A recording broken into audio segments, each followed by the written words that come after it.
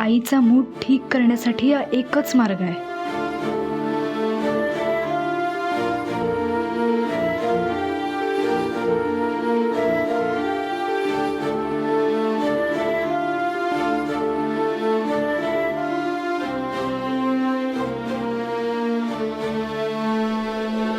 ज्यांची लग्न झाली आहेत अशा सगळ्या गृहिणींसाठी जिव्हाळ्याचा विषय कोणता असतो?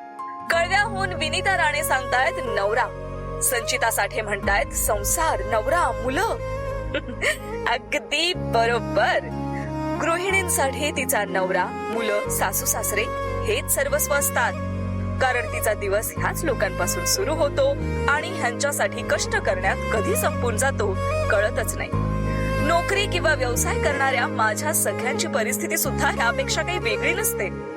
आपल्या सगळ्यांनाच ह्या लोकांबरोबर राहायचं असतं, निभवायचं असतं. अगदी खरं. बाईचं आयुष्य तिचा संसार आणि नाती यांच्या भोवतीच फिरत असतं. कारण तिच्यासाठी जग एवढंच असतं. यु नो व्हॉट, मला अनेक लिस्नर्स पत्र पाठवतात, डीएम करतात. त्यांच्यामध्ये मी सासू, सून, गृहिणी, बायको ह्या पलीकडे काही बोलतच नाही. अहो, आपला हा कार्यक्रम त्यासाठीच आहे.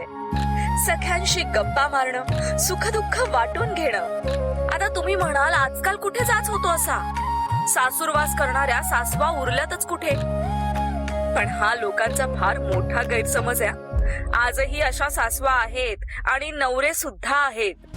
म्हणजे सरसकट सगळ्या सुनांचा छळ होतो असं नाही. काही ठिकाणी चित्र अगदी उलट असतं. सुनात सासूचा जीव नकोसा करतात. थोडक्यात काय तर ह्या दोन्ही गोष्टी समाजात आहेत. आणि तसं नसतं तर चांगल्या शिकल्या सवरलेल्या मुली आत्महत्या करताना दिसल्या नसत्या.